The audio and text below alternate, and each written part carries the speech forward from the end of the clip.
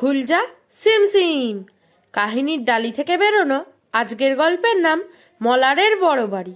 চলুন আজকের গল্প শুরু করি। মলার আজ একটা অনেক বড় বাড়ি বানাবে। আমি এগুলো ব্যবহার করতে পারি? মলার বলল, আমার বাড়ি এত উঁচু আর এত বড় হবে। মলার গ্লাসগুলো একটার উপর আরেকটা রাখা শুরু করলো। সব গ্লাস পড়ে গেল, ঝনঝন ধরাম।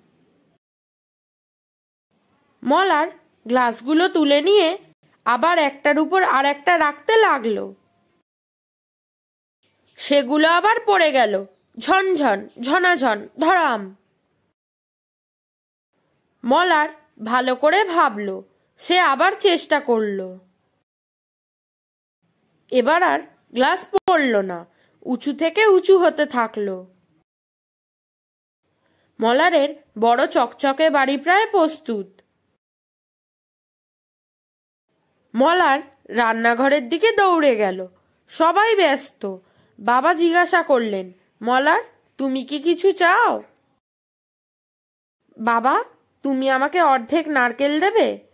আমাকে আমার বাড়ির জন্য ছাদ তৈরি করতে হবে। হ্যাঁ, অবশ্যই নাও, বাবা বললেন।